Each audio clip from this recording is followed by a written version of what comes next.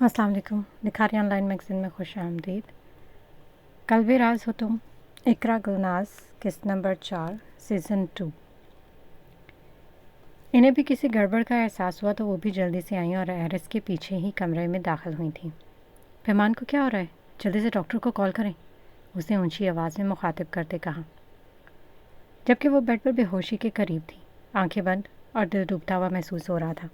آپ فکر نہ کریں، میں ڈاکٹر کو بھی کال کرتی ہوں، وہ جلد یہاں پر آ جائے گی۔ یہ کہتے ہوئے ایک ہاتھ سے نمبر ملانے لگے اور دوسرے سے اس کو سہارا دینے کی کوشش کی۔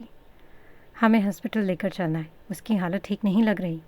یہ کہتے ہوئے اس نے جلدی سے بیڈ کی دوسری جانب آیا اور ناک کے نتنوں پر ہاتھ رکھ کر سانس کی رفتار چیک کی۔ خود پر ضبط کرنے اور اپنے دل کی بے چینی چھپانے کی ہر ممکن کوشش کی، لیکن وہ ناکام رہا۔ اس کو اپنا دل ڈوبتا ہوا محسوس ہو رہا تھا۔ اس نے ایک پل میں فیصلہ کیا، ڈاکٹر کا یہاں بیٹھ کر انتظار نہیں کر سکتا، ابھی پیمان کو ہاسپٹل لے کر جانا ہوگا، اس کی کنڈیشن کریٹیکل ہے۔ ڈاکٹر آ جائے گی، رقیہ صاحبہ نے کہنا چاہا، لیکن وہ اس کو سن کہا رہا تھا۔ جلدی سے اس کو باہوں میں اٹھایا تھا اور تیزی سے باہر کی جانب لپکا۔ دیکھنے والے کیا سوچ رہے ہیں، فی الحال اسے ان کی پرواہ نہیں تھی۔ اس وقت سب سے اہم اس کی زندگی تھی اور باقی سب کچھ بے معنی۔ اس کو عجلت میں آتا دیکھ کر شفیق اور ڈونی ایک پل میں صورتحال سمجھ گئے اور جلدی سے گاڑی کا دروازہ کھول دیا۔ وہ اسے اٹھا کر گاڑی میں بٹھانے لگا تھا۔ ارد گرد سب کچھ پیچھے رہ گیا، لوگوں کی آوازیں اور شور، کچھ محسوس نہیں ہو رہا تھا۔ رقیہ صاحبہ بھی ان کے ہمراہ گاڑی میں بیٹھ گئی اور گاڑی فراٹے بھرنے لگی۔ ایرس نے اس کا چہرہ تھپ تھپاتے ہوئے ہوش میں لانا چاہا، لیکن سب کچھ بدسود ثابت ہو رہا تھا۔ رقیہ صاحبہ نے عجلت میں پیمان کی ڈاکٹر کو کال کی اور انہیں اس کی حالت کے بارے میں بتا دیا تھا۔ ویسے وہ جیسے ہسپتال پہنچے، ڈاکٹر نے فوراً ایمرجنسی روم میں لے گیا اور اس کا چیک اپ کیا جا رہا تھا۔ ایرس بار بار اس بند دروازے کو دیکھ رہا تھا، دل بری طرح دھڑک رہا تھا۔ انتظار کی گھڑیاں اذیت بن گئی۔ اضطراری کیفیت میں وہ راہداری میں یہاں وہاں بے چینی سے چکر کاٹنے لگا۔ ہر گزرتا لمحہ تکلیف دے رہا تھا۔ کچھ دیر کے بعد ڈاکٹر باہر آیا تھا اور ٹھہرے ہوئے انداز میں مختصراً کہا، ہم نے اسے انڈر آبزرویشن میں رکھا ہے، حالت کچھ بہتر ہے، لیکن اس نے سب کی جانب دیکھا تھا۔ لیکن کیا؟ ان دونوں نے بیک وقت پوچھا تھا۔ اسے پینک اٹیک ہوا ہے، اس کی بات کاٹتے ہوئے وہ ششدر بولا۔ Panic attack? اس نے بے اختیار بڑبڑاتے ہوئے پوچھا، نظریں ابھی بے یقینی سے ڈاکٹر پر جمی ہوئی تھیں۔ جی، ڈاکٹر نے اس بات میں سر ہلاتے کہا۔ مطلب؟ رقیہ صاحبہ نے ناسمجھی سے سائیں سائیں کرتے دماغ سے استفسار کیا۔ وہ اس کی بات نہیں سمجھ پا رہی تھی۔ ایسا اس وقت ہوتا ہے جب مریض شدید ذہنی دباؤ کا شکار ہو اور کسی صورتحال کو قبول نہ کر پا رہا ہو، نہ ہی وہ اپنی فرسٹریشن نکال پا رہا، تو ایسے میں بے حد ذہنی دباؤ اور حد سے زیادہ سٹریس انسان کو اس مقام تک لے جاتا ہے۔ اللہ کا شکر ہے، خطرے کی کوئی بڑی بات نہیں، وقت پر ہاسپٹل گئے اور بر وقت علاج شروع کر دیا گیا ہے۔ انہیں مطمئن کرتے کہا۔ رقیہ صاحبہ نے تو پریشانی سے اپنے دل پر ہاتھ رکھ لیا تھا۔ ڈاکٹر مزید گویا ہوا، لیکن یہ خطرناک صورتحال بھی اختیار کر سکتا ہے۔ اس کنڈیشن میں سب سے ضروری ہوتا ہے مریض کو ذہنی سکون دیا جائے۔ جو بھی ان کے دل و دماغ میں خدشات ہیں، ان کو دور کیا جائے۔ آپ لوگ اسے پرسکون رکھنے کی کوشش کریں، ورنہ حالت مزید خراب ہو سکتی ہے۔ لیڈی ڈاکٹر کہہ کر آگے بڑھ گئے، لیکن وہ وہیں پر ہی کھڑا رہ گیا، جیسے زمین نے اس کے قدم جکڑ لیا۔ پینک اٹیک، ذہنی دباؤ، یہ سب میری وجہ سے ہے۔ اس کے سینے میں درد کی لہر اٹھی تھی۔ میں اپنی خواہش اور خوشی میں سب کچھ بھول گیا۔ ایک لمحے کو بھی نہیں سوچا کہ وہ یہ سب کیوں کر رہی ہے۔ اسے مجھ سے خوف ہے، ہاں، اسے مجھ سے ہی سارے خدشات ہیں۔ خود کو ملامت کرتا اس کے کمرے سے باہر جا کر کھڑا ہوا، شیشے کے چھوٹے سے سوراخ سے اندر جھانکا۔ اندر جانے کی ہمت نہیں ہوئی۔ ڈاکٹر کی باتیں ابھی تک دل میں گونج رہی تھیں۔ ذہنی دباؤ، وہ انسیکیور ہے، یعنی اس سے مجھ سے خطرہ ہے۔ اسے ایک زخم کی طرح یاد آیا وہ لمحہ جب اس کی وجہ سے وہ اپنی جان لینے کی کوشش کر چکی تھی۔ وہ تبھی الجھن کے گرداب میں پھنسی ہوئی تھی، اور آج بھی وہی کیفیت، وہی تکلیف، وہی خوف۔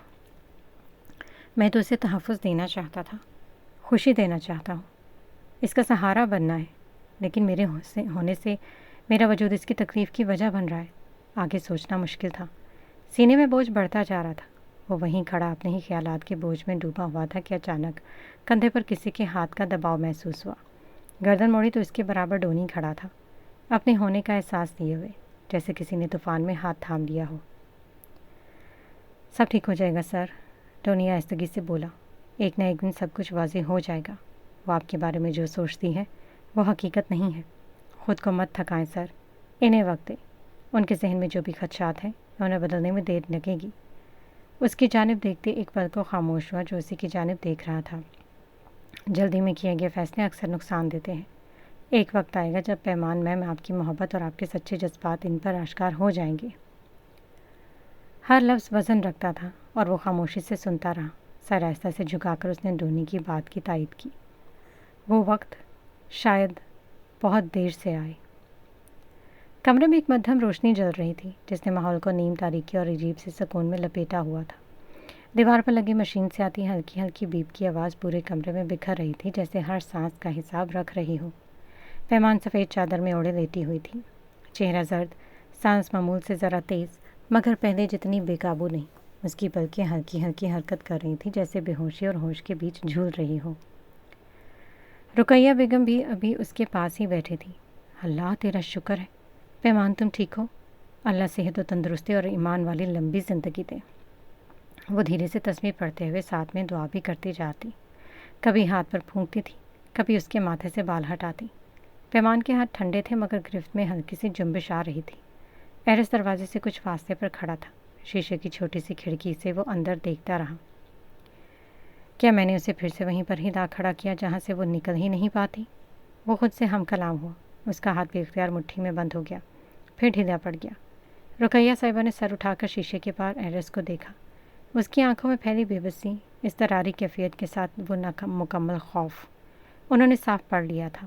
انہیں اس سے ہمدردی ہوئی جو خود کو مورد الزام ٹھہرا کر ٹوٹتا جا رہا تھا۔ انہوں نے ذرا سا سر کو خم دے کر اشارے سے اندر آنے کو کہا۔ ایرس ایک پل کو ہچکچایا، دل سینے میں ٹھہر سا گیا ہو۔ آہستہ قدموں سے اندر آیا، بالکل دب پاؤ، کہیں شور نہ ہو جائے۔ آہستہ سے بیٹھ کے قریب آیا۔ پیمان کا چہرہ دیکھ کر دل اداسی سے بڑھ گیا۔ پرسوں کی تھکن چہرے سے عیاں تھی۔ انشاءاللہ یہ جلد ٹھیک ہو جائے گی۔ بیٹا پریشان نہ ہو، اب وہ پہلے سے بہتر ہے اور اللہ کے کرم سے اب وہ محفوظ ہے۔ اس نے یہ لفظ محفوظ سنا تو اس کا گلا خشک ہو گیا۔ محفوظ ہونے کا احساس اسے مجھ سے نہیں ملا۔ اس کی آنکھوں میں دھند سی بھرنے لگی۔ اس نے ایک قدم آگے بڑھایا جیسے دل کہہ رہا ہو کہ اس کا ہاتھ تھام لے، مگر دماغ نے اسے روک دیا۔ رقیہ بیگم نے اس کی طرف دیکھا۔ بیٹا تم بیٹھ جاؤ۔ ایرس کے دل میں دھڑکن ایک دم تیز ہوئی۔ وہ آہستہ سے کرسی کھینچ کر بیٹھ کے قریب بیٹھ گیا۔ مجھے نہیں معلوم تھا کہ یہ اس حد تک خوف میں ہے۔ میں نہیں چاہتا تھا اسے میری وجہ سے تکلیف ہو۔ وہ سرگوشی میں بولا۔ جو وہ کہنا چاہتا تھا شاید کہنے کی اجازت وہ خود کو بھی نہیں دے پا رہا تھا۔ کبھی کبھی انسان کا دل اتنا ٹوٹ جاتا ہے کہ کسی پر یقین کرنے کی ہمت ہی ختم ہو جاتی ہے۔ پیمان کے ساتھ بھی یہی ہوا ہے۔ وقت لگے گا۔ تمہارا دیا اعتماد اور بھروسہ اس کے ڈر کو آہستہ آہستہ کم کر دے گا۔ اس کو وقت دوں گا، جتنا بھی لگے۔ ایرس نے خاموشی سے سر ہلایا۔ اسے پہلی بار ہمت کر کے پیمان کی طرف براہ راست دیکھا۔ لمبے سیاہ بال بکھرے، چہرہ زرد تھا مگر وہ پھر بھی اسی پیمان جیسی لگ رہی تھی، وہی معصوم، بکھری ہوئی اور ڈری ہوئی۔ فرق صرف یہ تھا، اس بار وہ اس کی ذمہ داری تھی۔ تم کو جانے شوق و تمنا میں کیا ملا؟ ہم بھی ملے تو درہم برہم ملے تمہیں۔ کچھ دیر روم میں بیٹھنے کے بعد وہ واپس آ گئے۔ سراج صاحب ایرس سے بات کرنا چاہتے تھے اور رقیہ صاحبہ بھی ان کے ہمراہ باہر آ گئیں۔ انہوں نے پیمان کی طبیعت کا پوچھا تھا۔ ایرس ان کی کنڈیشن کے بارے میں تفصیلی آگاہ کیا تھا۔ کچھ دیر کے بعد ڈونی وہاں پر آ گیا تھا۔ سر آگے کیا ارادہ ہے؟ میری کوئی ہیلپ چاہیے تو؟ اس نے بات ادھوری چھوڑتے اس کی جانب دیکھا جس کے چہرے پر کسی سوچ میں ڈوبی گہری خاموشی تھی۔ ڈونی کی بات پر اس نے ایک ٹھنڈی سانس خارج کی اور جیسے کسی نتیجے پر پہنچ گیا، وہ اس کی طرف متوجہ ہوا اور ٹھہرے ہوئے مگر سنجیدہ لہجے میں بولا، کل کی سیٹ کنفرم کرواؤ۔ تم کل صبح جا رہے ہو اور میں کل شام تک۔ اس نے ایک نگاہ پیمان پر ڈالی جو نیندار دوا کے زیر اثر پرسکون دکھائی دے رہی تھی۔ یہ آپ کیا کہہ رہے ہیں؟ ابھی پیمان میم کو آپ کی ضرورت ہے؟ آپ ڈونی نے حیران نظروں سے اسے دیکھا۔ وہ فوراً اس کی بات کاٹ کر بولا، تمہیں لیزا کو زیادہ دیر ناراض نہیں رکھنا چاہیے۔ میری وجہ سے تمہارا ریلیشن بھی خراب ہو رہا ہے، اور باقی میں بہتر جانتا ہوں کہ مجھے کیا کرنا ہے۔ یہاں کے معاملات میں سب سنبھال لوں گا، تم بے فکر رہو۔ کسی نتیجے پر پہنچتے ہوئے اس نے ایک سخت فیصلہ کیا تھا۔ یہ مشکل ضرور تھا لیکن فی الحال یہ کرنا ضروری تھا۔ ڈونی نے اس کے دو ٹوک اور سنجیدہ چہرے کو دیکھا، اس کے فیصلے کا احترام کرتے بولا، ٹھیک ہے، جیسا آپ مناسب سمجھے، لیکن اگر آپ کا ارادہ بدلے تو مجھے بتا دیجیے گا، میں لیزا کو منا لوں گا۔ وہ جاتے جاتے رک کر بھوکا، یہ فائنل ہے، اس پر مزید بات نہیں ہوگی، ایرس نے سرد لہجے میں کہا۔ ٹونی نے مزید کچھ نہ کہا اور وہاں سے ہٹ گیا۔ اسے کچھ دیر کے لیے تنہا چھوڑ دینا بہتر تھا۔ سراج صاحب اور رقیہ صاحبہ باہر لاؤنج میں تھے، ایرس وہیں کھڑا رہا۔ پتہ نہیں کتنا وقت گزر گیا، وہ دونوں چند بار اسے بیٹھنے کو کہتے رہے مگر وہ جیسے سن ہی نہیں رہا تھا۔ پیمان کو روپ میں شفٹ کر دیا گیا تو اس نے مخاطب کرتے آہستہ سے کہا، آپ لوگ گھر چلے جائیں، میں یہی ہوں اس کے پاس۔ ٹھیک ہے، لیکن اگر ہماری ضرورت ہوئی تو بلا جھجک کہہ سکتے ہیں۔ رقیہ بیگم کچھ کہنا چاہتی تھی مگر سراج صاحب نے ہاتھ کے اشارے سے انہیں روک دیا۔ انہوں نے کھانے کے بارے میں پوچھا۔ ایرس نے نفی میں سر ہلایا، اس حالت میں بھلا اس کے حلق سے کیا اترتا۔ ان کے جانے کے بعد ایرس خاموشی سے کمرے میں آ گیا۔ پیمان پرسکون تھی، دواؤں کے زیر اثر کم از کم تکلیف سے دور۔ اس کی حالت چند گھنٹے پہلے ایرس کی آنکھوں کے سامنے تھی۔ وہ کپ کپاہٹ، وہ بے ربط سانسیں، وہ ٹوٹا ہوا وجود، اس خیال سے اس کا دل اندر تک کٹ گیا۔ وہ آہستہ سے بیڈ کے پاس بیٹھا، کافی دیر تک خاموشی سے اسے دیکھتا رہا۔ پھر اس کا ہاتھ اپنے ہاتھوں میں لیا، نہیں وہ کمزور، جیسے صرف ہڈیاں اور نسیں ہوں۔ اس نے اپنے دونوں ہاتھوں سے اس کا ہاتھ تھام کر اپنے رخسار سے لگا دیا، ایک پل کے لیے اپنی آنکھیں بند کر لی۔ وہ زندگی کی دھڑکن محسوس کرنا چاہتا تھا جو ابھی اس ہاتھ میں مدھم موجود تھی۔ پھر وہ اپنی جگہ سے اٹھا تھا، ایک جانب پڑے اس کے بکھرے بال آہستہ آہستہ سمیٹے، نرم انگلیوں سے الجھنیں سلجھائیں اور انہیں ایک چھوٹی سی چٹیا میں باندھ دیا۔ اس کا دوپٹہ آدھا نیچے جھول رہا تھا، اسے اٹھا کر اچھے سے سیٹ کیا۔ اگر پیمان ہوش میں ہوتی تو شاید ایرس کو یوں اپنے قریب برداشت بھی نہ کرتی، لیکن وہ بے خبر تھی اور وہ اس کا محرم تھا، اسے اس کی حفاظت کا حق تھا۔ اس کے چہرے پر نظریں مرکوز کیے خاموشی سے دوبارہ بیٹھ گیا۔ میں کیسے بتاؤں، یہ لڑکی جس کو میں دل سے چاہتا ہوں وہ مجھ سے ہی انسیکیور ہے، اور یہ لمحہ کتنا تکلیف دہ ہے۔ وہ انسان جس کو آپ بے حد چاہتے ہوں، وہ چاہے بول نہیں سکتی مگر اس کے خدشات کی وجہ میں ہی ہوں، میری وجہ سے آج اس کی یہ حالت ہوئی ہے۔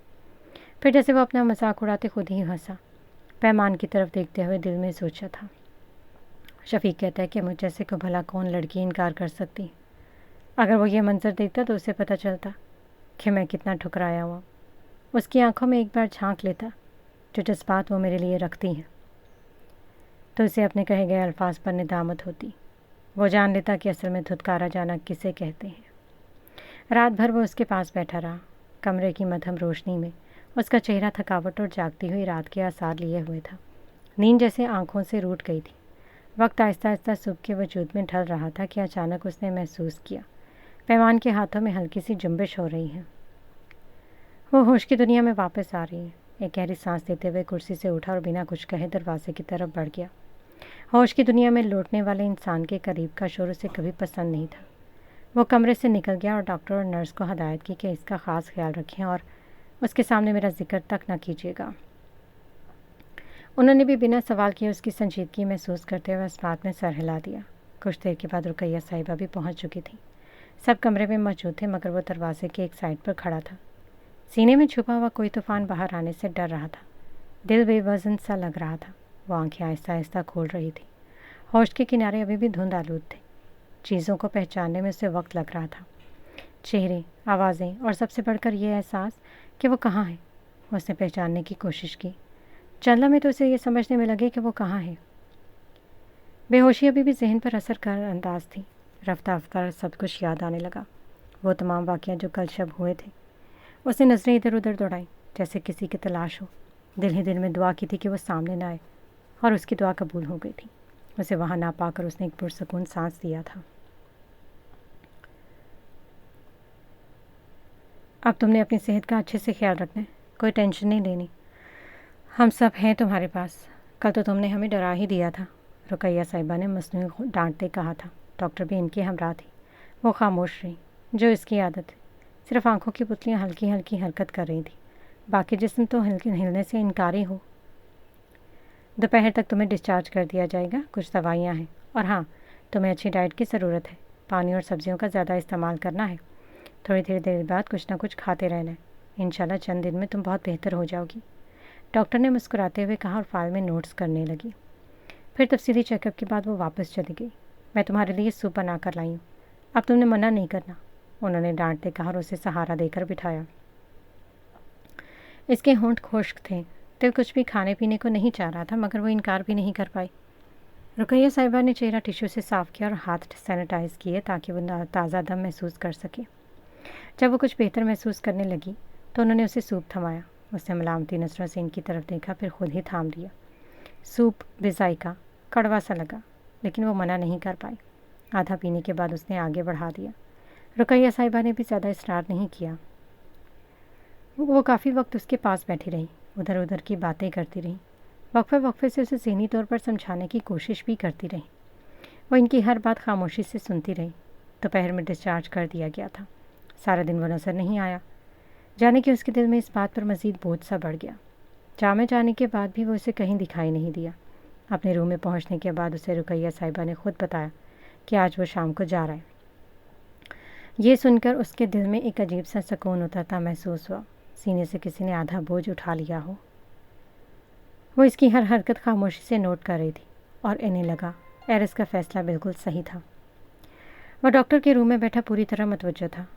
دیکھیں مسٹر ابرام، میں آپ کو کلیئرلی بتا دیتی ہوں تاکہ کوئی ابہام نہ رہے۔ ان کی ذہنی حالت اور دل کی کنڈیشن آپ کے سامنے۔ وہ ایک لمبے عرصے تک اکیلی رہی ہے، یہاں تک کہ وہ اپنی ہم عمر لڑکیاں یا پھر کسی بھی عورت کے ساتھ بات چیت کرنے میں اس کو ذرا بھی دلچسپی نہیں ہے، اور نہ ہی اس نے کبھی پہل کی۔ اب آپ لوگ جب ایک نئے رشتے میں بندھ گئے ہیں تو وہ اس تعلق کو بھی قبول نہیں کر پا رہی۔ ایک ایسی لڑکی جو خواتین میں سے کسی کو پاس نہیں آنے دے رہی، لوگوں سے گھلتی ملتی نہیں، کسی سے ملنا جلنا تو دور کی بات ہے، انہیں اپنے آس پاس برداشت نہیں کرتی۔ ایسے میں آپ بے شک اس کے شوہر ہی کیوں نہ ہوں، لیکن اس نے ایک لمبے عرصے سے کسی مرد کو دیکھا اور نہ کبھی کسی سے بات کی ہے۔ وہ پہلے ہی ذہنی طور پر بہت خوفزدہ ہے، بلکہ یوں کہا جائے وہ اسے ذہنی طور پر آپ کو قبول نہیں کر پا رہی تو غلط نہیں ہوگا۔ میں جانتا ہوں اس مینٹلی کنڈیشن اچھی نہیں ہے، اس کو صحت مند زندگی کی جانب لانے کے لیے مجھے سائیکیٹرسٹ، نیورولوجی اور کسی بھی اچھے ڈاکٹر کے پاس بھی جانا پڑے گا، تو سب کرنے کے لیے میں تیار ہوں۔ جہاں یہ سب بہت ضروری ہے وہاں اس کے مینٹلی کنڈیشن کو سب سے پہلے رکھنا ہوگا اور اس کی ذہنی حالت بہتر ہو سکتی ہے۔ لیکن یہ کہتے ہوئے ایک پل کو رکی تھی اور کچھ توقف کے بعد دوبارہ بولی، یہ اس وقت ہی ممکن ہے جب آپ اسے اعتماد دیں، ایک پرسکون ماحول اور ایسے لوگ اس کے آس پاس رہیں جن سے اس کو کسی قسم کا خوف یا گھبراہٹ نہ ہو۔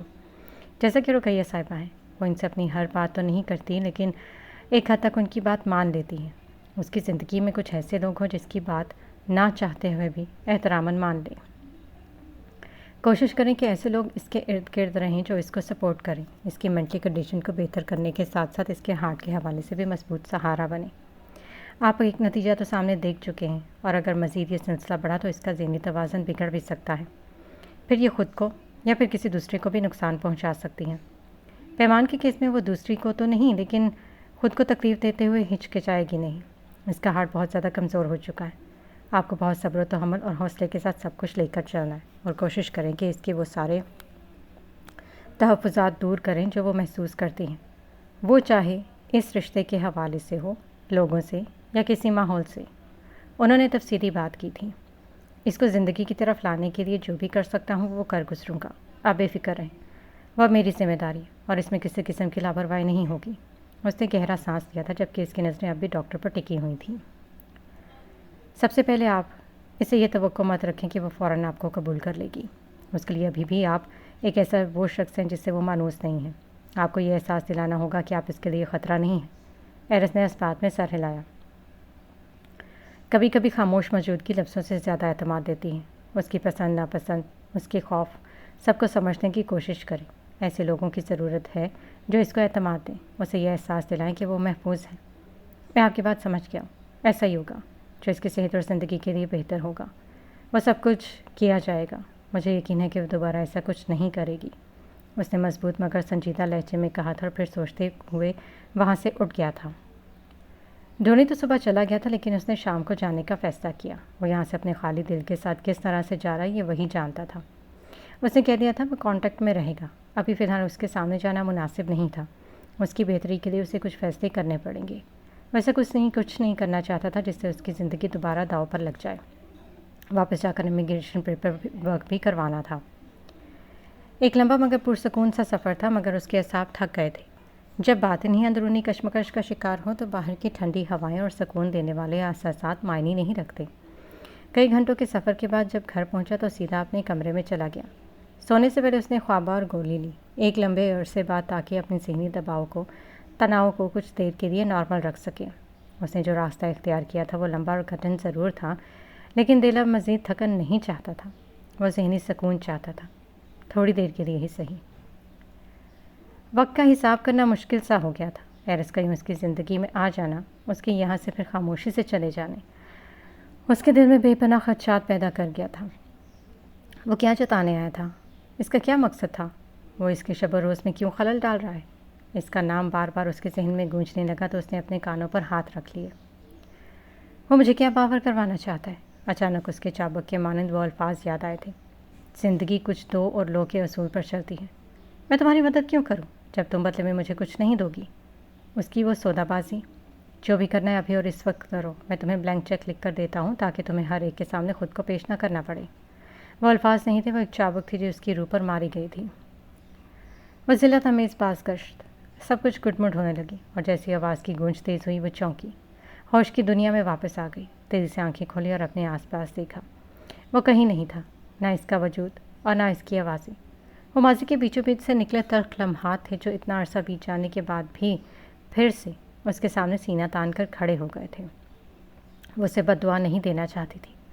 کبھی کبھی دل ضرور چاہتا تھا کہ وہ اسے کوئی بد دعا دے، چاہنے کے باوجود وہ کبھی ایسا نہ کر سکی۔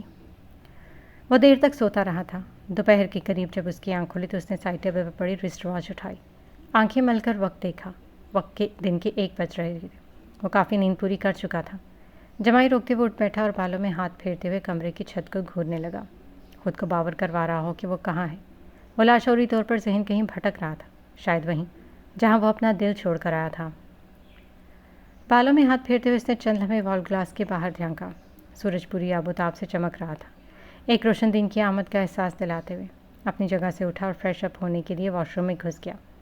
شاور لینے کے بعد وہ باہر آیا تو ٹاول سے گیلے بال نرمی سے مسلتے خشک کیے، ڈھیلی ڈھالی ڈارک براؤن شرٹ نکالی اور لائٹ بلو جینس پہنی، آئینے کے سامنے کھڑے ہو کر بال ڈرائی کیے۔ تبھی موبائل پر نماز ریمائنڈر کا نوٹیفیکیشن شو ہوا۔ اس نے دروازہ لاک کیا، جائے نماز اپنی کیری بیگ سے نکالا جو سراج صاحب نے اسے کئی تحفوں کے ساتھ دیا تھا۔ کانوں پر ہیڈ فونز لگائے۔ وہ عربی زبان اور نماز کا طریقہ نہیں جانتا تھا، چند ایک بار ہی تو اس کے ساتھ نماز پڑھنے کا موقع ملا تھا۔ یہ ابھی ان لوگوں کے لیے تھی جنہوں نے بھی ابھی اسلام کے بارے میں سیکھنا شروع کیا تھا۔ اس میں قاری کی آواز کے ساتھ رکوع سجود کے وقت آواز قدر کم اور کبھی زیادہ کر کے یاد دہانی کی جاتی تھی۔ اپنی توجہ مرکوز کی اس نے خاموشی سے سنتے ہوئے کوشش کی تھی تاکہ اچھے سے ادا کر سکے۔ یہ سب کچھ اس کے لیے نیا اور خوبصورت احساس تھا جس کا لفظوں میں بیان کرنے سے قاصر تھا۔ نماز کے بعد دوبارہ سے تہ لگائی اور پھر کمرے سے باہر نکلا۔ حال سے باتوں کی آوازیں آ رہی تھی۔ لمحہ بھر کو لگا شاید کارمل یا اس کے دوست آئے ہوں گے، لیکن وہ نسوانی آواز اسے جانی پہچانی محسوس ہوئی۔ قدم آہستہ آہستہ بڑھاتا حال کی جانب آیا۔ سناشا آواز کے ساتھ چہرہ بھی پہچان گیا۔ اس کے ماتھے پر کئی شکنیں ابھری۔ اگلے لمحے اس نے اپنی نارمل واک برقرار رکھی اور ہال میں داخل ہوا۔ ہنی سامنے ہی بیٹھا ہوا تھا جس نے اسے دیکھ لیا تھا۔ اس کے برابر میں یو شیپ صوفے پر ڈینیل بیٹھی تھی، پرپل ٹاپ اور ہلکے میک اپ کے ساتھ۔ وہ ہنی سے باتوں میں محو تھی۔ ڈیڈ، آپ کب آئے؟ ہنی فوراً اپنی جگہ سے اٹھا، خوشگوار حیرت کے ساتھ تیزی سے اس کی طرف آیا اور آتے ہی گلے لگ گیا۔ What a great surprise! وہ گلے لگتے ہوئے بے ساختہ بولا۔ ایرس نے بھی اس کو باہوں میں بھر کر اپنائیت کا احساس دلایا۔ اس کی نگاہیں ڈینیل پر ٹھہر گئی تھی۔ کئی سالوں بعد وہ اس گھر میں آئی تھی، بلکہ ہنی سے ملنا بھی اس کے لیے لمحہ بھر کو چونکا دینے والا تھا۔ رات دیر ہو گئی تھی اس لیے جگایا نہیں، وہ مختصر سا بولا، پھر ہنی کو خود سے الگ کر کے اس کے ماتھے پر محبت بھرا بوسہ دیا۔ پیمان آنٹی بھی آئی ہیں ساتھ؟ اس نے مسکراتے ہوئے سرگوشی میں پوچھا اور ارد گرد نظریں دوڑائیں، لیکن وہ اسے کہیں نظر نہیں ہے۔ نہیں، اس نے صرف ایک لفظ پر اتفاق کیا۔ ڈینیل ان دونوں کو دیکھ رہی تھی۔ ایرس نے اپنے انداز کی سنجیدگی چھپاتے ہوئے مسکرا کر کہا، اسے کچھ وقت چاہیے، باقی باتیں ہم بعد میں کریں گے۔ میں نے آپ کے ساتھ دیکھنا چاہتا تھا، لیکن خیر، یہ کہتے وہ چپ ہو گیا۔ ڈینیل نے ایک لمبے عرصے بعد پہلی بار باپ بیٹے کو اتنے قریب سے دیکھا تھا۔ ہنی کو جب وہ برسوں پہلے چھوڑ کر گئی تھی تب وہ ایک ننھا سا بچہ تھا۔ اب اتنے سالوں بعد وہی بچہ اپنے باپ کے کندھوں کے قریب قد نکال چکا تھا۔ گزرے برسوں میں وہ بڑا ہو گیا تھا، مگر ایرس اب بھی وجیح شخصیت کے مالک تھا۔ لوگوں کی توجہ اپنی طرف کھینچ لینے کی صلاحیت اب بھی اس میں تھی۔ ایک پل کو ڈینیل کے دل میں بہت کچھ کھو دینے کا ملال سا جاگا۔ اچانک سے کوئی بلند مینار اس کے سامنے آ کھڑا ہو۔ ہنری، تمہارے گیسٹ آئے، انہیں یوں نظر انداز کرنا اچھا نہیں لگتا۔ ایرس کے لہجے اور آنکھوں میں اجنبیت تھی جو ڈینیل کو پھر سے حقیقت کی دنیا میں واپس کھینچ لائی تھی۔ ہنی نے پلٹ کر اپنی ماں کی طرف دیکھا۔ ڈینیل بے اختیار ہی اپنی جگہ پر پہلو بدل کر رہ گئی۔ ایرس کے لہجے نے اس کے اندر ایک چنگاری چھوڑ دی تھی۔ نہیں، اس نے گردن موڑ کر دیکھا تو اسے یوں لگا جیسے وہ دونوں اس کے ماں باپ تو ہیں لیکن اس کے مزاج، خیالات اور سوچ میں زمین آسمان کا فرق ہے۔ ان میں سے ایک اپنے دل کے بہت قریب تھا، دوسرا بھی اسی قدر عزیز تھا، مگر نہ جانے کیوں اس رشتے سے وہ محبت اور قربت نہیں ملی تھی جس پر وہ حق رکھتا تھا۔ گلا کھنکار کر وہ متوجہ ہوا۔ آپ ناراض تو نہیں ہوئے؟ میں نے ماما کو یہاں آپ کی پرمیشن کے بغیر آنے کے لیے فورس کیا ہے۔ اس کے چہرے پر سنجیدگی کے ساتھ خفت بھی تھی۔ وہ تمہاری ماں ہے، اگر تم اس سے ملنا چاہو تو مجھے کوئی اعتراض نہیں۔ ایرس نے اسپاٹ تاثرات کے ساتھ اسے دیکھا۔ ان کے چہرے پر نہ غصہ تھا نہ حیرت، صرف ٹھہراؤ۔ مجھے لگا آپ ناراض ہوں گے۔ میں نے ہی کہا تھا کہ وہ گھر آ کر مل لیں، اور آپ مجھے ہنری کیوں کہہ رہے ہیں؟ آپ ایسا تبھی کہتے ہیں جب آپ مجھ سے ناراض ہوں۔ اس کی جانب دیکھتے ہوئے وہ بولا، چہرے پر خفگی کے تاثرات واضح تھے۔ ایسی کوئی بات نہیں، ایرس نے بات کاٹ کر بالکل نارمل لہجے میں کہا۔ میں ناشتہ کرنا چاہوں گا، تم اپنے گیسٹ کو کمپنی دو۔ اس نے اپنے سنجیدہ تاثرات اندر ہی اندر دبا دیے۔ سب کچھ نارمل ظاہر کیا جیسے کچھ ہوا ہی نہ ہو۔ ہنی اس بات پر خاموشی سے سر ہلاتا دوبارہ ہال کی طرف چلا گیا۔ کچن میں شیف کو ناشتہ بنانے کا کہہ کر وہ دوبارہ ہال میں آ کر بیٹھ گیا۔ ایرس نے غور کیا کہ وہ کتنا انکمفرٹیبل ہے، یا شاید وہ یہ توقع نہیں کر رہی تھی کہ وہ یوں ان کے پاس آ کر بیٹھ جائے گا۔ ٹیبل پر پڑے اخبار کو اٹھایا اور اسے پڑھنے لگا جیسے دنیا کا سب سے اہم کام یہی رہ گیا ہو۔ ہنی اور ڈینیل نے کنکھیوں سے اسے دیکھا اور سوچ میں پڑ گیا کہ اب کیا بات کریں۔ میں تمہارا فائنل میچ دیکھنے آنا چاہتی تھی، تمہیں سپورٹ کرنا، لیکن پھر کچھ مصروفیات نکل آئیں۔ ڈینیل نے ہمت کر کے بات کا آغاز کیا۔ وہ اس کی طرف دیکھتی رہی مگر ایرس کے تاثرات بالکل نارمل ہی رہے۔ میں نے ڈیڈ کو مس کیا، مگر ان کے کام کی مجبوری سمجھتا ہوں، ہنی نے دھیرے سے کہا، اور اگر آپ آتی تو مجھے اچھا لگتا، اور آپ کا آنا میرے لیے بہت عجیب بات ہوتی کیونکہ آپ نے کبھی بھی میری کسی ایکٹیویٹی میں ساتھ نہیں دیا۔ وہ آخری بات کہتے ہوئے خود ہی چپ ہو گیا۔ اسے احساس ہوا کہ یہ بات نہیں کرنی چاہیے تھی۔ ڈینیل نے اپنے نارنجی لبوں پر زبان پھیری۔ میں جانتی ہوں کہ میں تمہیں وہ محبت اور پیار نہیں دے سکی جو مجھے دینا چاہیے تھا۔ شاید ہمارے درمیان بہت فاصلے آ گئے ہیں۔ وہ ایک پل کو رکی پھر دوبارہ گویا ہوئی۔ فاصلے ضرور آئے ہیں لیکن ہمارا رشتہ کبھی ختم نہیں ہوگا۔ میں تم سے بہت محبت کرتی ہوں۔ یہ بات الگ ہے کہ میں کبھی اظہار نہیں کر پائی۔ اس کے لہجے اور الفاظ میں واضح تضاد تھا، پھر بھی وہ پورا اعتماد ہوتے ہوئے کہہ رہی تھی۔ ایرس کے لبوں پر ایک مبہم سی مسکراہٹ ابھری، بہت مختصر اور پھر غائب ہو گئی۔ یہ بات وہ نوٹ کیے بغیر نہ رہ سکی۔ کچھ لوگ بہت ہلکے جوک لکھتے ہیں، وہ اچانک بولا تو دونوں چونک کر دیکھنے لگے۔ ایرس نے اس کی جانب دیکھا۔ میری وجہ سے آپ لوگ ڈسٹرب ہو رہے ہوں گے، آپ لوگ بات کریں، میں ناشتہ کرنے جا رہا ہوں۔ اگر آپ میں سے کوئی آنا چاہے تو مجھے اچھا لگے گا۔ اس کے چہرے پر ابھی وہ ہلکی نرمی سی مسکراہٹ تھی، ایسی مسکراہٹ جو ڈینیل کو اندر ہی اندر کچوکے لگانے لگی۔ کبھی ایک مخصوص مسکراہٹ صرف اس کے لیے ہوا کرتی تھی اور اب مبہم سا مسکرانا بھی زہر لگتا۔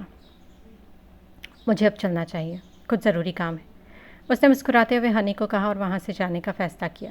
وہ اس کی موجودگی میں مزید رکنا نہیں چاہتی تھی۔ اس کے جانے کا سن کر ہنی کچھ کہنا چاہتا تھا لیکن کہیں نہ کہیں وہ چاہتا تھا کہ وہ رک جائے، تھوڑی دیر اور بیٹھ جائے، لیکن وہ کہہ نہ پایا۔ ان کے درمیان ایسی کوئی بے تکلفی نہیں تھی جس کی وجہ سے وہ اسے روکتا۔ ڈینیل اپنی جگہ سے کھڑی ہوئی، اس کی جانب دیکھتے بولی، تمہارا جب دل چاہے تو مجھ سے ملنے آ سکتے ہو، میں تمہارا انتظار کروں گی۔ یہ کہتے آگے بڑھی اور اسے گلے سے لگا تھا۔ نہ جانے کیوں ان کی محبت میں اجنبیت محسوس ہو رہی تھی، ایسی اجنبیت جو ہنی نے پہلے کبھی نہ محسوس کی تھی۔ جو نرم احساس وہ اس کے لیے رکھتا تھا وہ کیوں ایک اجنبی رنگ میں بدل رہا تھا، وہ خود سمجھ نہ پایا۔ مسکرا کر گلے لگانے کے بعد وہ بائے کہتے ہوئے ان دونوں پر ایک آخری نظر ڈالتی ہوئی وہاں سے چلی گئی۔ ہنی وہیں کھڑا رہ گیا۔ اگر وہ ان کی زندگی میں ہوتی تو شاید زندگی کے رنگ ڈھنگ کچھ اور ہوتے، کچھ بہتر، کچھ خوبصورت۔ یہ سوچتے ہوئے وہ چلتا ہوا وال گلاس کے قریب آ گیا اور انہیں جاتا دیکھتا رہا۔ کچھ دیر وہاں کھڑا رہا جبکہ وہ تو جا چکی تھی، پھر راستے سے چلتے ہوئے ڈائننگ ٹیبل پر ایرس کے قریب چیئر گھسیٹ کر بیٹھ گیا تھا۔ ایرس اس کی ہر حرکت نوٹ کر رہا تھا، کہیں نہ کہیں اس کے اندر بھی ایک کسک سی ابھری۔ ہنی اسے مس کر رہا تھا اور یہ بالکل نیچرلی تھا. اسے نہ برا لگا نہ ہی اس نے ڈانٹا. تم اداس لگ رہے ہو ہنی؟ ایرس نے بوائلڈ ایگ کا ایک چھوٹا سا پیس منہ میں رکھتے ہوئے پوچھا. میں نے اصرار کیا تھا کہ وہ گھر پر مجھ سے ملنے آئے جب آپ یہاں نہیں تھے. اس دن بھی وہ مجھ سے ملنے آئی تھی. آپ کو برا لگا ہوگا کہ میں آپ کی غیر موجودگی میں آپ سے پوچھے بغیر مل رہا ہوں. اس نے نظریں جھکا دیں. آواز میں ہلکی سی نمی تھی جس نے ایرس کا بڑھتا ہاتھ روک دیا. ایرس کا دل بھی ایک دم کھچ سا گیا. تم میرے سامنے بیٹھے ہو اور اگر تم اپنی ماں سے ملنا چاہو تو میں تمہیں کبھی نہیں روکوں گا. نہ میں نے کبھی منع کیا ہے. اس نے ٹیبل پر رکھے ہنی کے ہاتھ پر اپنا ہاتھ رکھا اور مضبوط لہجے میں کہا. میں نے تمہیں کبھی بدگمان کرنے کی کوشش نہیں کی. ہمارے جو اختلافات ہیں وہ اپنی جگہ. لیکن اگر تم اپنے دل میں نرمی لیے اس سے ملنا چاہو تو میں تمہیں منع نہیں کروں گا. لیکن یہ کہتے ہوئے وہ رک گیا. ہنی نے سوالیہ نظروں سے اس کی طرف دیکھا. میں دعا گو ہوں کہ اس کا دل تمہاری طرف مائل ہو جائے. لیکن میں یہ بھی نہیں چاہتا کہ تم وہ تکلیف سہو جو کبھی میں نے جھیلی تھی. محبتیں مان ہوتی ہیں اور اگر وہ مان ٹوٹ جائیں تو وہ کرچیاں بن کر ہمارے دل میں پیوست ہو کر رہ جاتی ہیں. اور ان کی شدت، ان کا درد انسان بیان کرنے سے قاصر ہوتا ہے. ایک احساس جو ہمیں اندر ہی اندر کاٹتا رہتا ہے. یہ کہہ کر وہ خاموش ہو گیا. کچھ دیر وہ یوں ہی بیٹھے رہے. وہ فائنینشلی کرائسس سے گزر رہی ہے. انہوں نے ہیلپ مانگی ہے. ہنی نے آہستہ سے کہا تھا. وہ اپنی ماں کے لیے پریشان ہے. اس کے چہرے اور لہجے سے صاف ظاہر تھا. ایرس نے ایک گہری سانس لی. تو وہ محبت کے ہاتھوں مجبور ہو کر یہاں نہیں آئی. اپنی ضرورت کی غرض سے آئی. اپنے فائدے کے لیے ہنی کو استعمال کر رہی ہے. اس نے کہا نہیں تھا کہ کہیں ہنی کو تکلیف نہ ہو. وہ آپ سے بات نہیں کر سکی. آپ ان کی مدد کر سکتے ہیں؟ ہنی نے دھیرے سے پوچھا. یہ ضرورت پر ڈپینڈ کرتا ہے وہ کہ کس قسم کی ہیلپ چاہتی. دیکھتے ہیں کیا ہو سکتا ہے. ایرس نے بات مختصر کر دی. ہنی نے تشکر بھری نظروں سے اس کی طرف دیکھا تو ایرس دوبارہ گویا ہوا. اس کے علاوہ اور کیا چاہتی ہیں وہ؟ نہ چاہتے ہوئے بھی اس کا لہجہ کاروباری ہو گیا تھا.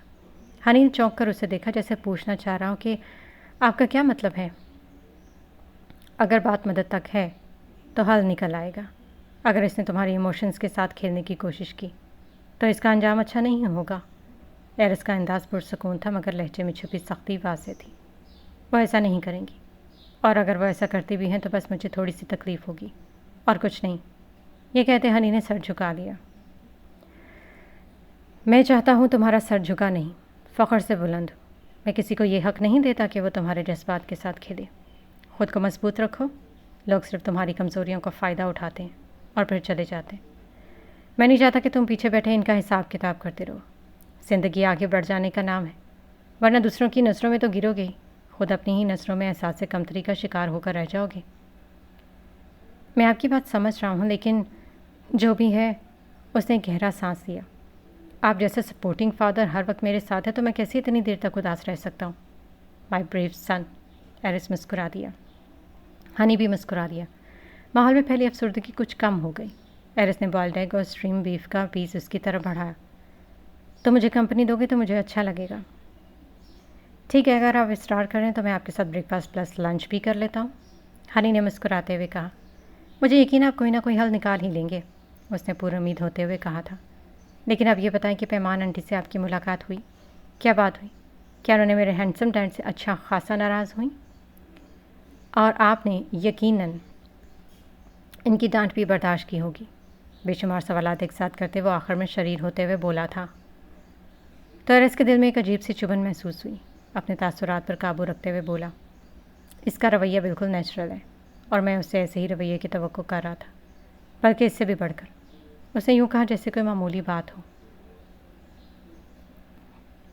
میں بہت زیادہ ایکسائٹڈ ہوں ان سے ملنے کے لیے، لیکن آپ نے میری بات تک نہیں کروائی. آخر میں وہ ناراض ہوتے ہوئے بولا. اس کے لہجے میں چھپی ہوئی خوشی صاف محسوس ہو رہی تھی. بہت سے مسائل ہیں جو آہستہ آہستہ ہی کم ہوں گے. وہ اپنی وربل کمیونیکیشن کھو بیٹھی ہیں. وہ بولنا ہی نہیں چاہتی. اس نے ٹھہرے ہوئے انداز میں اس کی طرف دیکھتے کہا تو وہ حیرانگی سے اسے دیکھنے رہ گا. مطلب؟ اس نے تعجب سے پوچھا. وہ کافی بیمار ہے، مینٹلی بھی اور فزیکلی بھی، لیکن بہت جلد ہمارے درمیان میں ہوگی. تم اسے بالکل نارمل لوگوں کی طرح دیکھ سکو گے. اس نے پورا امید اور مضبوط لہجے میں کہا. اس نے مختصر طور پر اس کی حالت کے بارے میں سمجھا دیا تاکہ اس کے ذہن میں کوئی سوال نہ رہے. سب کچھ سن کر ہنی تعصب سے بولا. اگر آج انیت زندہ ہوتی تو اب تک کافی بڑی ہو چکی ہوتی. وہ کہے بغیر نہ رہ سکا، اور پھر شاید حالات بھی مختلف ہوتے۔ اس کے لہجے میں ایک بار پھر ندامت اتر آئی اور اس نے ایک سردار بھری۔ وقت بہت گزر چکا ہے، مگر نہ جانے کیوں وہ ابھی بھی وہیں کھڑی ہے، ماضی کے دریچوں میں، وہ ماضی جو آج بھی اس کے لیے پہلے روز کی طرح ہے۔ وہ بھی بات کر ہی رہے تھے کہ ماریا کی کال آنے لگی، جس نے دونوں کی توجہ اپنی طرف کھینچ دی۔ اس نے ایک نظر موبائل پر ڈالی اور کال ریسیو کی، رسمی حال احوال پوچھا اور 1 گھنٹے بعد باقی شیڈول دیکھنے اور اپنی آمد کے بارے میں آگاہ کیا تو ماریا نے خوش دلی سے خوش آمدید کہا اور باقی تیاری مکمل کرنے کا کہہ کر کال بند کر دی۔ اب آپ آفس جائیں گے؟ ہنی نے فوراً پوچھا۔ ہاں، جانا تو ضروری ہے، پاکستان میں کچھ دن گزر گئے، اس وجہ سے کام کافی پینڈنگ میں چلا گیا۔ اب مجھے زیادہ سے زیادہ وقت اس پر فوکس کرنا ہوگا۔ وہ اس کے بالوں میں ہاتھ پھیرتے ہوئے نرمی سے بولے۔ بائی دی وے، آج تم کالج نہیں گئے؟ اسے یاد آیا تو پوچھے بغیر نہ رہ سکا۔ موڈ آف تھا اس لیے، کہتے ہوئے اسے اچانک یاد آیا تو پرجوش انداز میں بولا تھا۔ اور ہاں، میں آپ کو بتانا بھول گیا، گریمی ایوارڈ ایونٹ آنے والا ہے، آپ کا انویٹیشن کارڈ بھی آیا ہے، میں نے اوپن نہیں کیا، مجھے لگتا ہے آپ کی پرفارمنس بھی ہوگی اس میں۔ اس نے دوبارہ مسکراتے ہوئے پرجوش انداز میں استفسار کیا۔ اچھا، اس نے مختصر کہا جیسے کوئی خاص بات نہ ہو۔ باقی آپ کو ماریا بتا دے گی، آپ خود بھی دیکھ لیں گے۔ اوکے، کیا تم بھی چلو گی اس ایونٹ میں میرے ساتھ؟ اس نے ایک پل کو فلمی دنیا، ستاروں اور پرفارمنسز کا خیال آتے کہا۔ نہیں، میرا کوئی ارادہ نہیں ہے، میں اپنی محنت کے بل بوتوں پر لوگوں کی اٹینشن حاصل کرنا چاہتا ہوں، لوگ سمجھے کہ میں آپ کے نام کا استعمال کر کے آگے بڑھ رہا ہوں۔ تمہاری ہارڈ ورک اور محنت سب کے سامنے ہے، اگر تم میرے ساتھ چلو گے تو مجھے اچھا لگے گا۔ آپ کی سپورٹ ہمیشہ میرے حق میں بہتر ثابت ہوئی ہے، اگر آپ اصرار کریں تو میں اس بارے میں سوچ سکتا ہوں، لیکن آپ سے پرومس نہیں کر سکتا کہ میں ضرور چلوں گا۔ فورس نہیں کرتا، جو بھی مائنڈ بنے مجھے بتا دینا۔ یہ کہتے ہوئے اس نے ٹونی کو بھی میسج کر دیا کہ وہ تیار ہے اور 1 گھنٹے کے بعد نکلنا ہے۔ وہ کافی دیر بیٹھے گپ شپ کرتے رہے، لیکن ایرس نے اب تک اپنے مسلمان ہونے کے بارے میں نہیں بتایا تھا۔ البتہ اس نے مختصر لفظوں میں پیمان کے پیپر میرج کے حوالے سے بات کی تھی، جسے سن کر وہ بہت خوش ہوا، بلکہ خوشی سے چلانے بھی لگے تھا۔ واؤ، تو پھر آپ کی شادی بھی ہوگی؟ دیکھنا ہم خوب ہلا گلا کریں گے، بہت زیادہ فن۔ فی الحال ایسا کچھ نہیں ہوگا، میں نے کہا نا کہ اس وقت صرف پیپر میرج تک ہے، اور میں پیمان کو وقت دینا چاہتا ہوں، وہ بھی اسٹریس میں ہے۔ ہم اپنی خوشی کے لیے اس کے ایموشنز کو نظر انداز نہیں کر سکتے۔ جب تک سب کچھ نارمل نہیں ہو جاتا، میں اپنی سیکنڈ میرج کے بارے میں کسی کو بھی آگاہ نہیں کروں گا، اور نہ ہی تم اپنے کسی دوست تک یہ ذکر کرنا۔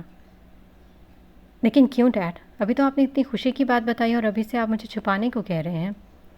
ماضی میں جو کچھ ہو چکا ہے اور جو پرابلمس چل رہی ہیں، انہیں دیکھتے ہوئے یہ سب ضروری ہے، اور پھر جب صبح صحیح وقت آئے گا تو ہم اپنی خوشی پوری کر لینا۔ اس نے اس کی طرف دیکھتے ہوئے سمجھانے کی کوشش کی۔ وہ منہ بنائے بیٹھا تھا کہ بھلا یہ کیا بات ہوئی۔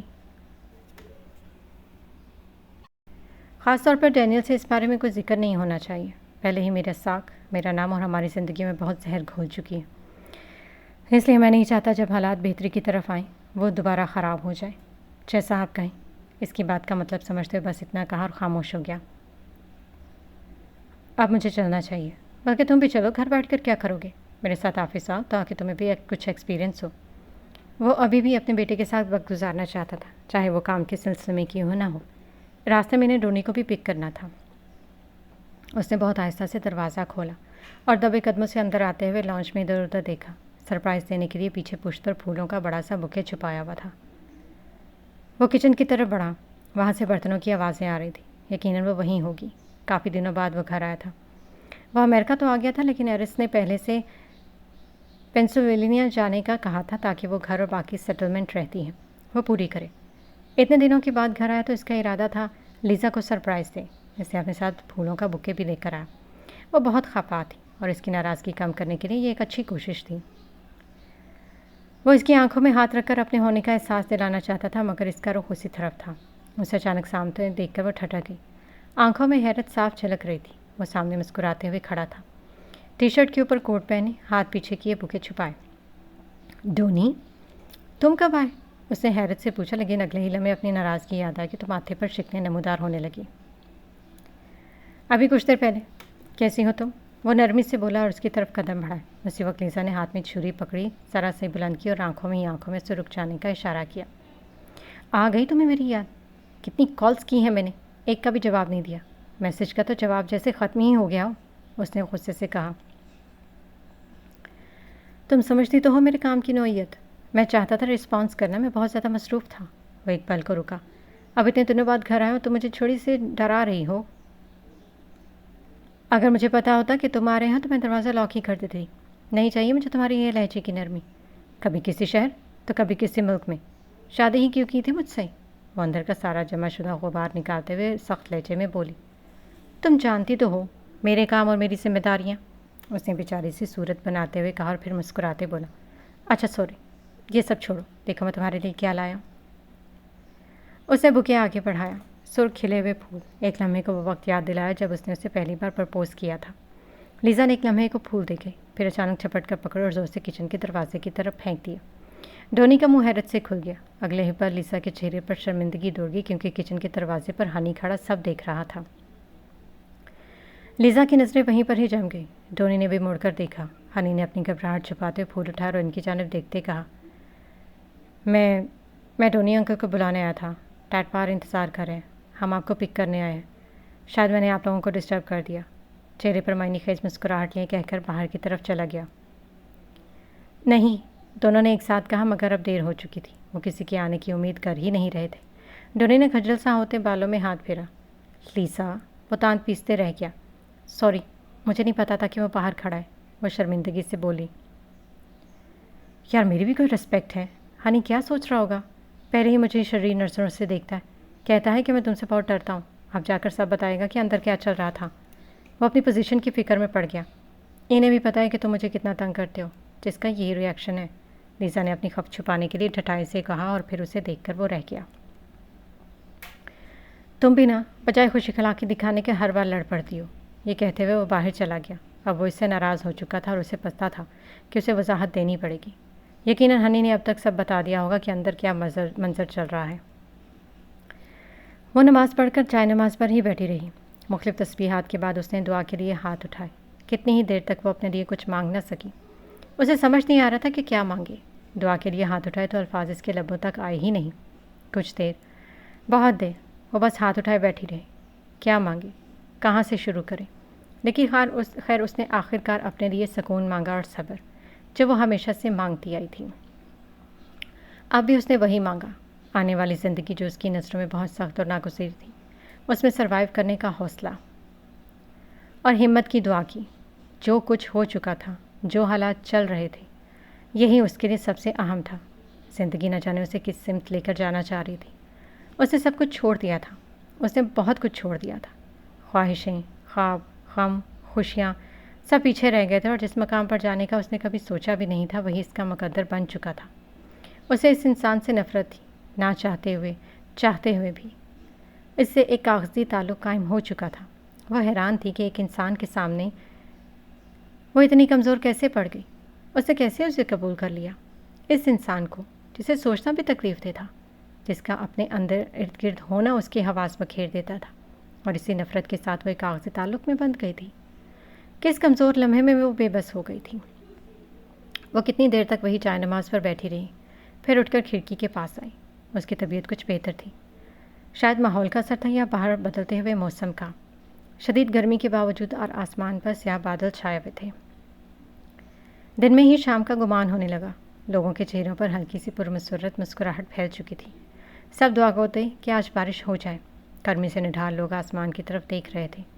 وہ بھی ایک لمبے عرصے بعد پہلی بار اس کھڑکی کے پاس کھڑی آسمان کو دیکھ رہی تھی۔ ہوا کے جھونکے اس کے کپڑوں سے ٹکرا رہے تھے۔ اس نے آسمان کی وسیع چادر کو دیکھا تو ماضی کے بھول بھلائیوں سے وہ جزیرہ یاد آیا، جہاں وہ اس شخص کے ہمراہ بازو پھیلائے اللہ کی نعمتوں کا شکر ادا کرتے ہوئے وحدانیت کے بارے میں باتیں کر رہی تھی۔ اور اب جب وہ اللہ کی جانب آیا تھا، اس کا دل سخت ہو گیا تھا۔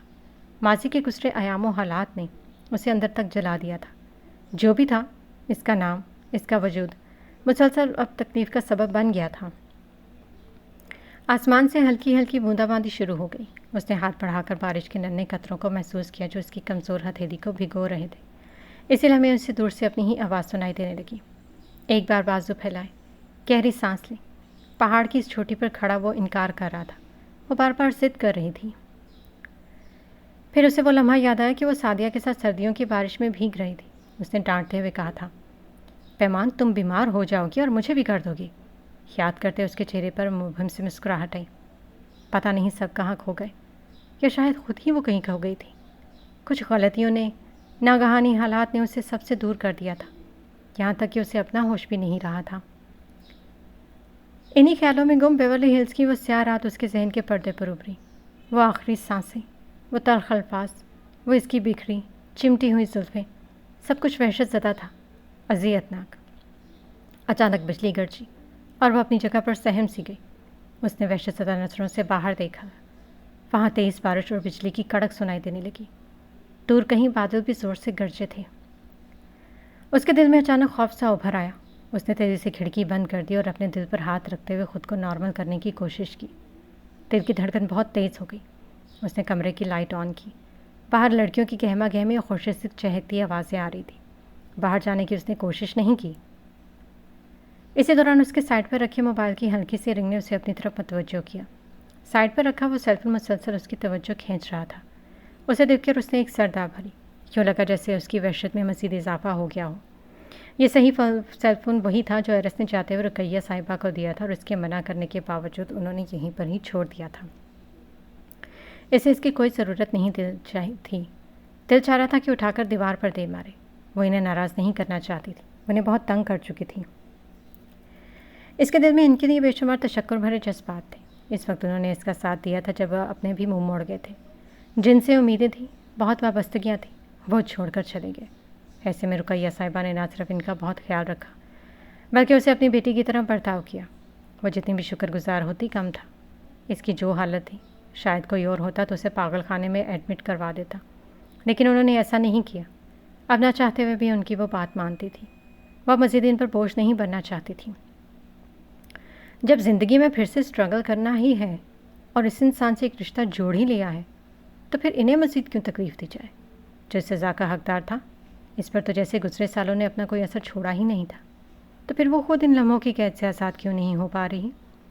ایک لمحے اس نے وہ بند فون دیکھا اور پھر اپنا دل سخت کرتے ہوئے فیصلہ لیا کہ اسے وہیں چلے جانا چاہیے۔ رقیہ صاحبہ کو بار بار ایک ہی بات پر اصرار نہیں کرنا پڑے گا، انہوں نے بیٹی مان کر کہا تھا۔ جو بھی تکلیف ہوگی، جتنی بھی اذیت دے گا، میں سہ لوں گی۔ زیادہ سے زیادہ کیا کر لے گا؟ اس نے اپنے کمزور وجود سمیت بیڈ پر ڈھہ جانے والے انداز میں سوچا۔ یہ سب بہت مشکل تھا، لیکن اس آزمائش سے گزرنے کے لیے اس نے اپنے ذہن کو کچھ حد تک تیار کر لیا تھا۔ اس کے ویزے اور پاسپورٹ وغیرہ کی جو بھی کاغذی کارروائی تھی، اس کے لیے بھی اب اس نے حامی بھر لی۔ یہ بہت مشکل تھا، لیکن اب یہ کرنا ضروری تھا۔ اب کوئی راستہ نہیں ہے دعا کے علاوہ، کوئی سنتا بھی نہیں ہے خدا کے علاوہ۔ بہت دنوں کے بعد وہ اس گھر میں آئی تھی۔ پچھلے کچھ دنوں سے گردش کرتی ہوئی وہ خبریں تھیں جو اس کے دل و دماغ میں ہلچل مچائے ہوئے تھی۔ وہ سیدھا گھر کے اندر جانا چاہ رہی تھی، پھر جیسے ہی اس کی نظر سوئمنگ پول پر پڑی، اس کے قدم خود بخود ہی اس سمت مڑ گئے۔ وہ سوئمنگ پول میں تیراکی میں مصروف تھا۔ پانی کی سطح پر بنتی ٹوٹتی لہریں اور اس کے مضبوط اسٹروکس ایک الگ ہی منظر پیش کر رہے تھے۔ اس نے اسے آتے ہوئے دیکھ لیا تھا۔ اپنا چکر مکمل کرتے ہوئے پول سے باہر آیا، پاس رکھا اپنا سوئم راب اٹھا کر پہنا اور وہیں کنارے پر جا کر بیٹھ گیا۔ اس نے اشارے سے بھی اسے بیٹھنے کو کہا۔ آج ہمارے غریب خانے کا چکر کیسے لگا لیا؟ اس نے طنزیہ انداز میں پوچھا۔ یہاں سے گزر رہی تھی تو سوچا تمہارا حال احوال پوچھ لوں۔ حال احوال تو ٹھیک ہے، لیکن تم بہت زیادہ مصروف رہتی ہو۔ ہیلو ہاؤ سے ہی کام چلا لیتی ہو۔ اس نے ایک ٹانگ دوسری پر رکھتے ہوئے قدرے شوخی سے کہا اور پھر گھر کی جانب دیکھا۔ اسی لمحے اندرونی دروازہ کھلنے کی آواز آئی۔ پم باہر آ رہی تھی۔ اس کے چہرے کے تاثرات ایک لمحے کو سرد پڑ گئے۔ صاف ظاہر تھا کہ اسے ڈینیل کا یہاں پر آنا اچھا نہیں لگا، مگر پھر بھی اس نے خود کو سنبھالتے اپنے تاثرات کو معمول پر رکھا اور ان کی طرف آ گئی۔ بس بہت زیادہ مصروفیات ہیں۔ ہم لوگ اپنے برانڈ پر کافی فوکس کر رہے ہیں اور ہمیں مزید انویسٹمنٹ کی بھی ضرورت ہے۔ تم بتا رہی تھی کہ ایرس سے بات کی تھی؟ ہاں کی تو ہے، مگر تمہیں تو پتہ ہی ہے وہ میری کسی بھی بات کا سیدھا جواب نہیں دیتا۔ اب جب بات ہیلپ کی ہو تو آسانی سے ماننے والا نہیں ہے۔ پتہ نہیں لون دے گا بھی یا نہیں۔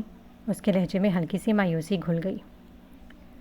وہ قریب آئی تو اس نے سرسری نظر اس پر ڈالی۔ وہ نکسک سے تیار کہیں جانے کے لیے تیار تھی۔ وہ صرف رسمی ہیلو ہائے کے لیے آئی تھی۔ ہائے، پام نے مخاطب کرتے کہا۔ ڈینیل نے ایک نظر اس کی تیاری پر ڈالی۔ پوچھنے کی ضرورت ہی نہیں پڑی کہ وہ کہیں جا رہی ہے۔ اس نے ایرس کا نام سن لیا تھا، اس لیے رک گئی تھی، ورنہ اس کا ارادہ تو صرف مینرس تک کا تھا۔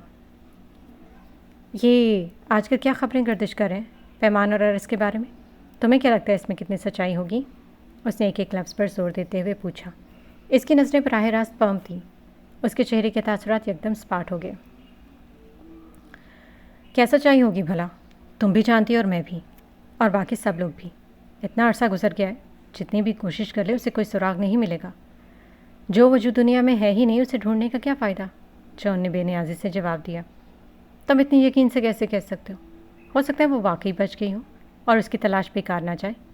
پم نے اپنے بال ایک جھٹکے سے پیچھے کرتے ہوئے کہا. وہ صرف اپنا وقت ضائع کر رہا ہے اور کچھ نہیں، اس نے سکون سے جواب دیا. پیمان کی بات نہ کرو، وہ اس کی گرل فرینڈ ہے. اگر وہ کوشش کر رہا ہے تو کرنے دو، آخر میں سے کچھ نہ کچھ تو ملے گا. ڈینیل نے خاص طور پر گرل فرینڈ پر زور دیتے ہوئے کہا اور نظریں پم پر جما دی. اس نے تنفر سے اپنی جگہ پر پہلو بدلا تھا. صاف محسوس ہو رہا تھا کہ وہ دونوں براہ راست اسے باتیں سنا رہے ہیں. مزید وہاں رکنا اس کے لیے محال ہو گیا تھا. وہ ان دونوں کی وجہ سے اپنا موڈ خراب نہیں کرنا چاہتی تھی. وہ جو بھی کرے اس سے فرق نہیں پڑتا، چاہے وقت ہو یا پیسہ، یہ دونوں کے پاس بہت ہے. باقی آپ لوگوں کو اپنے کام پر توجہ دینی چاہیے. آپ لوگوں کو اپنی فکر کرنی چاہیے جن کے ہاتھ سے سب وقت آہستہ آہستہ نکل رہا ہے اور جس کی آپ لوگوں کو اشد ضرورت ہے. اس نے سنجیدگی سے کہا. اینی وے مجھے چلنا چاہیے، آپ لوگ اپنی باتیں جاری رکھیں. بغیر جواب سنے وہ وہاں سے چلی گئی. پیچھے رہ جانے والے صرف اسے جاتے ہوئے دیکھتے رہ گئے. یہ مجھے جتا کر گئی ہے جس نے اسے اس مقام تک پہنچایا. ریلیکس، کام کا بوجھ ہے اور کچھ مجھ سے ناراض بھی ہے. ڈینیل نے گھورتے ہوئے جان کو دیکھا جیسے اس کی بات کا اس پر کوئی خاص اثر نہ ہوا ہو. رات کا سما تھا اور آسمان پر ہزاروں فلیش لائٹس جھلملا رہی تھیں. لاس اینجلس کے دل میں موجود اس وسیع شان آرٹ سینٹر کے سامنے دنیا بھر سے آئے ہوئے صحافی، اداکار، گلوکار اور فیشن آئکنز قطار در قطار کھڑے تھے. یہ گریمی ایوارڈز کی رات تھی، موسیقی کی دنیا کے سب سے بڑا، سب سے معتبر اور سب سے زیادہ چمک دمک والا ایونٹ. سرخ قالین پر چلنے والا ہر قدم دنیا بھر کے کیمروں، اسکرینز اور دلوں پر نقش ہو رہا تھا. موسیقی کی دنیا کے سب سے بڑے اور معتبر ایوارڈز جو امریکی ریکارڈ اکیڈمی کی جانب سے پوری دنیا کے ٹاپ سنگرز، میوزیشنز، پروڈیوسرز اور کمپوزرز کو دیے جاتے ہیں. ریڈ کارپٹ پر دنیا کا سب سے شاندار فیشن شو تصور ہوتا ہے. میڈیا کوریج عالمی سطح پر ہوتی اور دنیا کی نظریں اسی رات پر لگ جاتی. لاس اینجلس کی رات روشنیوں سے جگمگا رہی تھی. گریمی ایوارڈز کی سرخ قالین پر قدم رکھنا آج جیسے کسی نئی تاریخ کا آغاز تھا، اور وہ یہ تاریخ لکھنے والا تھا. کئی سالوں کی خاموشی، گمشدگی اور پردے کے پیچھے چھپے زخموں کے بعد وہ لمبے عرصے کے بعد فلمی دنیا کے سامنے واپس آ رہا تھا، اور دنیا اس کی منتظر تھی. وہ آہستہ آہستہ گاڑی سے اترا. چارمنگ پرسنالٹی لیے، مضبوط، بے حد ہینڈسم، ایسی شخصیت کے آس پاس کی ساری روشنی جیسے اس کے وجود میں سمٹ گئی ہو. اس نے mid night black costume, ٹیکسٹو Armani ٹیکسٹو اس کی باڈی سے مکمل فٹ تھا. اس کا وائٹ سلک شرٹ خالص اور بے داغ جیسے وہ خود ایک نئے آغاز کی علامت ہو. کالر کے نیچے اس سلیقے سے جھلملاتے پلاٹینیم کے لنکس اور بھی ڈریسز کو اٹریکٹیو بنا رہے تھے. یہ کف لنکس بہت خاص موقعوں کے لیے تھا. اس کی پرفیوم کی دل فریب خوشبو جو چند قدم کے فاصلے تک محسوس ہونے والی ارد گرد کے لوگوں کو متوجہ کر رہی تھی. پرفیکٹلی ہیئر ولف کٹنگ کو سٹائل میں بنائے ان سب کی توجہ کا مرکز بن گیا. ایک نام، ایک لیجنڈ، ایک کہانی. جیسے ہی وہ ریڈ کارپٹ پر قدم رکھا تو فلیش لائٹس ایک لمحے میں پھٹ پڑی تھی. یوں لگ رہا تھا جیسے کسی نے پوری گلیکسی اس کے نام کر دی ہو. فوٹوگرافر لمحوں ہر سٹائل کو کیمرے میں مقید کرتے وہ ہر طرف شور بلند ہو رہا تھا. Iris is back. Oh my God, his look unreal. He is releasing a new album. Look at him. Hollywood missed him. لوگوں کو خوشگوار لہجوں کا ہاتھ ہلا کر شکریہ ادا کرتے اور بڑے ناموں کو نظر انداز کرتا ہوا وہ آگے بڑھا تھا. جب اندر داخل ہوا، سامنے حال قیمتی کرسٹل لائٹ سے جگمگا رہا تھا. روشنیوں کا پھیلاؤ کسی شاہی محل کا منظر دے رہا تھا. سنگیت کی ہلکی ہلکی لہریں فضا میں گھل رہی تھیں. کئی مشہور فنکار وہاں موجود تھے، لیکن جیسے ہی وہ اندر آیا سب کی نظریں ایک لمحے کے لیے اسی پر رک گئیں. یہ وہی شخصیت ہے جو کبھی سب کی پسندیدہ آواز تھی اور آج اپنی خاموشی توڑ کر دنیا کے دلوں میں دوبارہ اترنے آئی تھی. ریڈ کارپٹ کے دوسرے کنارے پر کیمروں کے پیچھے ایک ستون کے پاس ڈینیل موجود تھی. اس نے آج کے لیے اپنے بہترین ڈیزائنر کا گاؤن انتخاب کیا تھا. اسموکی سلور سلیٹ گاؤن جس میں وہ بےحد خوبصورت لگ رہی تھی. وہ خود بھی ایک مشہور اداکارہ تھی، لیکن آج اس کی چمک ایرس کی واپسی کے سامنے مدھم پڑ چکی تھی. جیسے ہی ایرس وہاں آیا اس کی نظر اس کے چہرے پر چند لمحوں کے لیے ٹھہر سے گئی. اس کی آنکھوں میں حسرت، جلن اور حیرت سب ایک ساتھ ابھر آئے۔ وہ جانتی تھی کہ اب وہ شخص نہیں رہا جو کبھی اس کے آس پاس گم ہو جاتا تھا۔ آج وہ پہلے سے زیادہ مضبوط، زیادہ پرکشش اور دنیا کی پوری توجہ کا مرکز بن چکا تھا۔ اس کے دل میں ایک تلخ مزاجی نے سر اٹھا دیا تھا۔ وہ اتنا بدل کیسے گیا؟ اتنا سب کچھ ہونے کے بعد بھی اتنا پورا اعتماد۔ کیا یہ وہی انسان ہے جسے میں نے توڑنے میں کوئی کسر نہیں چھوڑی تھی؟ مگر وہ آج بھی، وہ اپنی جگہ سے ہلی بھی نہیں، صرف دیکھتی رہی، دانت پھینچے ہوئے۔ اس کا ہر قدم اس کے زخموں پر نمک چھڑک رہا تھا۔ ریڈ کارپٹ کا شور دھیرے دھیرے مدھم پڑ گیا۔ دنیا بھر سے آئے اسپیشل پرنسس اب گریمی ہال کی جانب بڑھ رہے تھے۔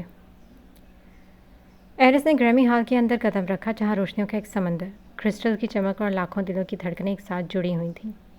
ایک گہرا سانس لیا، اندرونی کیفیت چھپائی، آنکھوں میں وہی پورا اعتماد، بے مثال کرشمہ جو اس کے ہر مداح کو دیوانہ بنا دیتا تھا۔ اچانک ہال کی لائٹس دھیرے دھیرے مدھم ہوئی۔ اسپاٹ لائٹ صرف اس کے اوپر گرنے لگی۔ پبلک کی چیخیں، تالیوں کی سرسراہٹ، دلوں کی دھڑکنیں، سب ایک لمحے کے لیے رک گئی۔ وہ مائکروفون کے سامنے آن کھڑا ہوا، آواز میں وہ نرم گرم اور دل کو چھو لینے والی سنائی دی۔ This song, hearts melody, is for the hearts that never give up. یہ گانا دل کی دھن ان دلوں کے لیے جو کبھی ہار نہیں مانتے۔ موسیقی کے پہلے نوٹس بجتے ہی حال میں ایک جادو سا چھا گیا۔ پہلا ورس ختم ہوا۔ پبلک نے اپنے دل سے ان تالیوں کی گونج سے اس لمحے سراہا۔ ہارمونس کی ان دھنوں نے آہستہ آہستہ وہ ساز سنا رہا تھا جو اس کے دل کی کہانی، سالوں کی محنت اور عشق کی شدت بیان کر رہی تھی۔ پرفارمنس ختم ہوئی، ہال میں مکمل خاموشی چھا گئی۔ پھر ایک لمحے کے بعد تالیوں کی زوردار گونج نے پورے ہال کو ہلا دیا۔ پھر جب ایوارڈ دینے کی باری آئی تو اس کا نام پر جانب گونجا۔ And the Emmy goes to Iris Abraham. اس کے چہرے پر ہلکی سی مسکراہٹ دوڑ گئی۔ اس نے قدم بڑھائے تھے، ایوارڈ کو مسکراتے ہوئے مضبوطی سے پکڑا تھا۔ چمکدار سونا، کرسٹل کی لائٹس کے درمیان، یہ وہ لمحہ تھا جو اس کی زندگی کا نقطہ عروج بن چکا تھا۔ چہرے پر ایک گہری اور بہت ہی باور کروانے والی مسکراہٹ۔ یہ ان لوگوں کے لیے تھی جو اس کے کریئر ختم ہونے پر سب سے زیادہ پرجوش اور خوش تھے۔ تالیاں، ہنسی اور چیخوں کی گونج پورے حال میں بازگشت کرنے لگی تھی۔ ایرس نے ایک بار پھر شائقین کو دیکھتے مسکرایا اور ان کا شکریہ ادا کیا جنہوں نے اس کی دوبارہ آمد پر دل سے اظہار کیا تھا۔ یہ کامیابی صرف اس کی نہیں تھی بلکہ اس کی زندگی میں سب سے اہم شخص کے نام بھی تھی۔ ایرس نے ایوارڈ تھاما اور تالیوں کی گونج میں ابھی بھی حال میں گھوم رہی تھی جب کیمرے اور میڈیا کے فوکس نے ایک بار پھر اسے گھیر لیا۔ Wow, Iris Abraham is back and better than ever. ایک رپورٹر کی آواز نے پورے حال میں گونج پیدا کر دی تھی۔ Iris Abraham, after so many years away from Hollywood, how does it feel to be back and win an Emmy? Iris, Hollywood سے اتنے سال دور رہنے کے بعد واپس آ کر ایمی جیت کر کیسا محسوس ہو رہا ہے؟ ایک رپورٹر نے مائکروفون بڑھایا تو ایرس نے مسکراتے ہوئے جواب دیا، بہت غیر معمولی سا، لیکن ایمانداری سے کہوں تو یہ دوبارہ واپسی صرف میرے لیے نہیں ہے، یہ ہر اس شخص کے نام ہے جس نے مجھے سپورٹ کیا، جو مجھ سے اور میرے کام سے محبت کرتے، جن مداحوں کی وجہ سے میں یہاں پر ہوں۔ آپ کے پرستار پرجوش ہیں، ان کے لیے کوئی خاص پیغام؟ ایک اور کیمرہ اس کی جانب ہوا تو اس نے سوال کیا۔ Keep dreaming, keep living and remember the best is yet to come. خواب دیکھیں اور ان سے محبت کریں، اور ایک بات یاد رکھیں کہ آپ کا اچھا وقت بہت جلد آئے گا۔ اس کے یوں کہنے پر کیمروں کی فلیش، سیلیبریٹیز کی تالیوں اور حال کی گونج، ایسا لگ رہا تھا جیسے پوری دنیا اس لمحے رک سی گئی ہو۔ کچھ لوگ اس کی واپسی پر حیرت زدہ تھے، زیادہ تر لوگ اس کی آواز اور اسٹیج پر گرفت پر مسکرا رہے تھے، اور کچھ لوگ صرف اس کے انداز، وقار اور کانفیڈنس کو دیکھ کر خاموش اور حیرت میں ڈوبے ہوئے تھے۔ گریمی کے شور، فلیش لائٹس، چیخوں، آوازوں اور دنیا کی اس جھلملاتی روشنی کے درمیان دل میں اداسی بھی ٹھہرے تھے۔ وہ چاہے لاکھوں لوگوں میں گھرا ہو، دنیا کی توجہ اس پر ہو، اس کی واپسی ہالی ووڈ کا سب سے بڑا سرپرائز ہو، لیکن اس کے لیے سکون صرف ایک شخص تھا، اور وہ اس وقت اس سے ناراض تھی۔ ایرس کے کانوں میں کیمروں کی آوازیں، رپورٹرز کے سوال، سیلیبریٹیز کی باتیں سب دھیرے دھیرے مدھم پڑ گئی۔ وہ دل ہی دل میں جانتا تھا کہ ساری دنیا کی چکا چوندھ ہوا اس کے اندر کی ٹوٹ پھوٹ کو ختم نہیں کر سکتی۔ وہ چاہے ریڈ کارپٹ پر بادشاہ لگ رہا ہو، چہرے پر اعتماد اور قدم مضبوط، لیکن دل میں ایک بات کا عزم لیے ہوئے تھا، پیمان میرا نصیب ہے اور میں اس نصیب کو کبھی کھونے نہیں دوں گا۔ اس نے موبائل نکالا، انگلیاں ہچکچائیں، پھر اس نے پیمان کا نام دیکھا، ایک چھوٹا سا لفظ لیکن اس کی پوری دنیا۔ اس سرخ قالین سے کچھ دور ہٹ کر ایک خاموش کونے میں کھڑا ہو گیا جہاں کو فلیش لائٹ اس پر نہ پڑے، جہاں کوئی آواز اس کے اندر کے سچ کو ڈھانپ نہ دے۔ وہاں کھڑے کچھ دیر تک اس نے خود کو کمپوز کیا۔ وہ دوبارہ ہال کی جانب بڑھا تھا جب کچھ فاصلے پر سے ڈینیل نظر آئی جو اسی کی جانب آ رہی تھی۔ گریمی ہال کے اندر روشنیوں کی سنہری بارش چل رہی تھی۔ موسیقی کی مدھم لہریں فضا میں تیر رہی تھیں، مگر ایرس کے ارد گرد ایک عجیب سا سکون تھا۔ وہ سکون جو اندر کی جنگوں جیت کر آنے والے لوگوں کے چہروں پر ہوتا ہے، اور اس کے سامنے آ کھڑی ہوئی تھی اس کی ایکس وائف، سلور گلاؤن، بلند اعتماد، مگر آنکھوں میں چھپی ہوئی وہ تپش صاف محسوس ہو رہی تھی۔ زبردستی چہرے پر مسکراہٹ لاتے وہ آنکھوں میں تمسخر کی چمک لیے بولی تھی، تم واقعی بدل گئے ہو۔ ہالی ووڈ نے تمہیں پھر سے پالش کر دیا، یا پھر اس کے لہجے میں وہی تیکھا پن تھا، وہی حقارت جو علیحدگی کے آخری دنوں میں تھی۔ ایک طنزیہ مسکراہٹ کے ساتھ اس نے مزید کہا تھا، کئی سال بعد واپس آئے ہو، امید ہے اس بار اسپاٹ لائٹس تمہیں لے زیادہ دیر تک برداشت کر لیں۔ لوگ قریب ہی تھے، کچھ ادھر مڑ گئے، وہ لمحات جو کسی بھی ایوارڈ شو سے زیادہ دلچسپ ہو جاتے ہیں، لوگوں کو ہائی لائٹ کرنے کے لیے ایک موضوع مل جاتا ہے۔ ایرس نے اسے چند لمحے دیکھا۔ اس کی آنکھوں میں نہ تو غصہ تھا اور نہ کھونے کا دکھ، صرف ایک سرد پن تھا جو ایک پل نمودار ہو کر غائب ہو گیا۔ اس کی جگہ پرسکون نے لے لی تھی۔ وہ آہستگی سے مسکرایا، ایک ایسی مسکراہٹ جو اس کی ایکس وائف کے دل کے آر پار ہو گئی۔ وہ بہت دھیمے اور مضبوط لہجے میں بولا تھا، بدلا تو ہوں لیکن ہالی ووڈ کی وجہ سے نہیں۔ یہ کہتے ہوئے چند انچ قریب ہوا جیسے اسے صاف صاف سنا دینا چاہتا ہوں۔ بے وزن لوگ انسان کو ڈبو دیتے ہیں، جب وہ زندگی سے نکل جائیں تو انسان خود بخود ہلکا پھلکا، بہتر اور طاقتور ہو جاتا ہے۔ ڈینیل کی مسکراہٹ لمحے بھر میں سمٹ گئی، اس کی سانسیں رکی، آنکھوں میں وہی پرانی لاچاری، وہی حیرت۔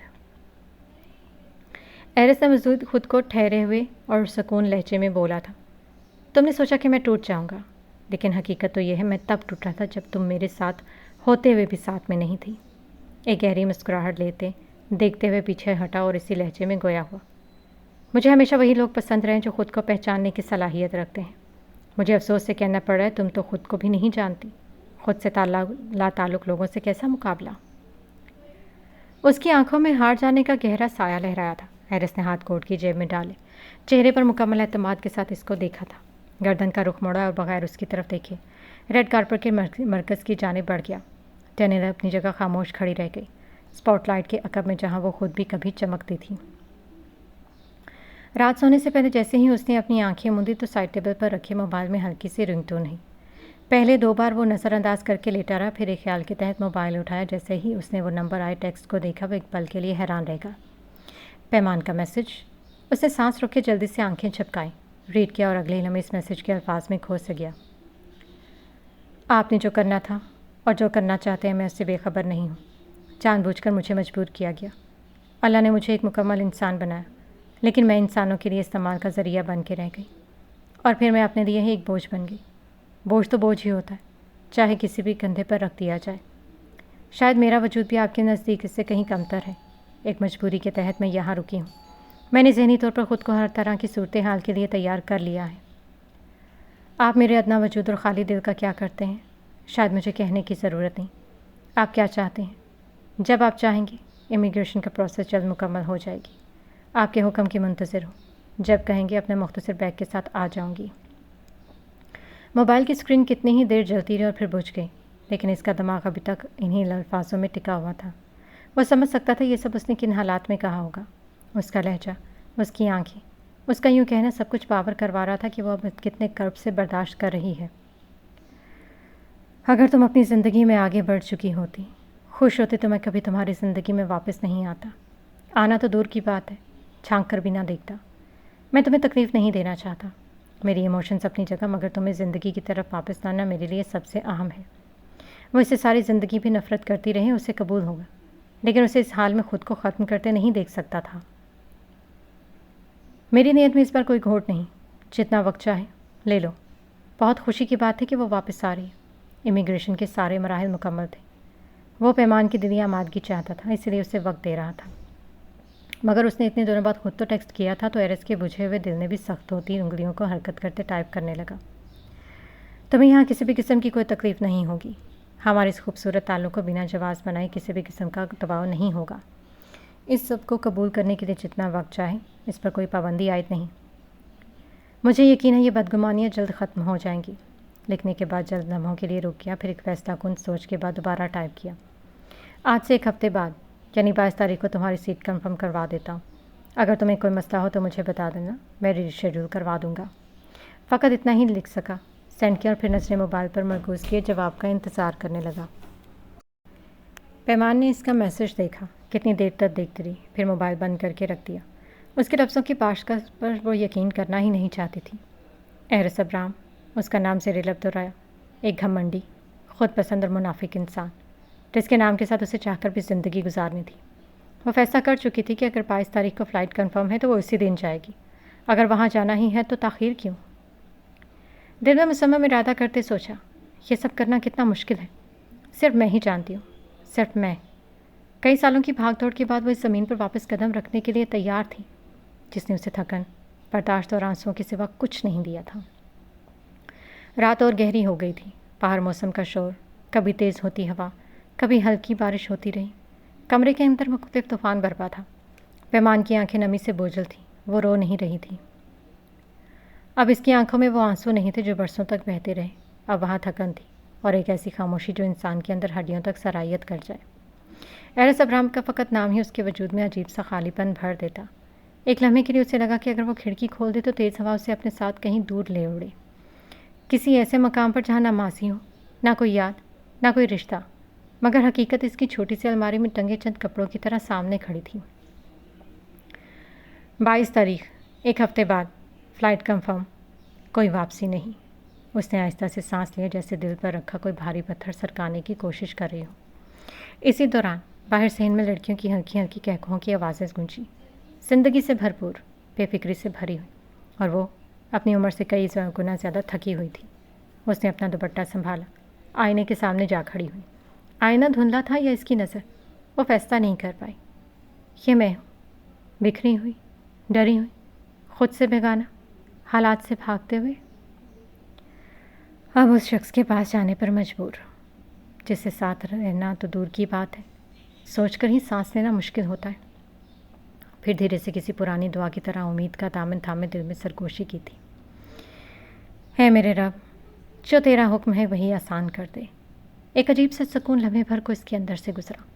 وہ اٹھ کر بیگ نکالنے لگی، ہر کپڑا، ہر چیز اٹھاتے کوئی نہ کوئی یاد جھلکنے لگتی، مگر وہ خاموشی سے بغیر ہوئے بس چیزیں رکھتی چلی گئی۔ اسے لگا جیسے وہ خود کا نہیں کسی اجنبی کے سفر کا سامان تیار کری ہو۔ آخری چیز اس نے وہی موبائل اٹھایا، وہ سیل فون جائرس نے اس کے حوالے کیا تھا، جسے چھونا بھی اس کے لیے ایک زخم جیسا لگتا تھا۔ وہ لمحہ لمحہ رکتی، پھر آہستہ سے اسے بیگ کی سائڈ جیب میں رکھ دیا۔ بس وہ زیر لب بور کی، اب کچھ بھی باقی نہیں۔ پوری رات اسے سونے نہیں دیا، کبھی بارش کی آواز، کبھی ماضی کی سرگوشیاں، کبھی ایرس کا لہجہ، سب مل کر ایک نہ ختم ہونے والی بے چینی میں بدل گیا تھا۔ دوسری طرف ہزاروں میل دور ایرس ابھی موبائل تھامے بیٹھا تھا، اسکرین بجھتی ہوئی اس کی آنکھوں میں ایک عجیب سی بے چینی تھی۔ امید جلتی بجھتی رہی۔ اسے پہلی بار احساس ہوا، انتظار سے وقت گزارنے کا نہیں، یہ انسان کے اندر کا سکون بھی چھین لیتا ہے۔ اسے موبائل پھر سے اٹھایا، ریڈ کے بعد کوئی اور میسج نہیں آیا، نہ کوئی ڈاٹ، کوئی ٹائپنگ، کچھ بھی نہیں۔ دونوں ہاتھ پھیلائے چھت پر لٹکے کرسٹل فانوس کو دیکھنے لگا، جیسے جواب وہیں کہیں لکھا اور وہ پڑھ نہیں پا رہا ہو۔ پیمان، تم نہیں جانتی کہ میں وہی انسان نہیں رہا۔ یہ سوچتے اس کی آنکھوں میں ایک تھکن ابھر آئی۔ وہ انسان بننے کی کوشش کر رہا تھا جو کبھی تھا ہی نہیں۔ دل کے ایک کونے میں ایک چبھن سی اٹھی، کیا وہ واقعی آئے گی یا آخری لمحے پھر پلان بدل دے گی؟ کہیں وہ دوبارہ خود کو پھر سے تکلیف نہ پہنچائے۔ یہی سوچ اسے بے چین کر رہی تھی۔ اپنے مضبوط ہاتھوں سے ماتھا دبا کر آنکھیں موند لیں۔ کاش میں اس سب کی وجہ نہ ہوتا۔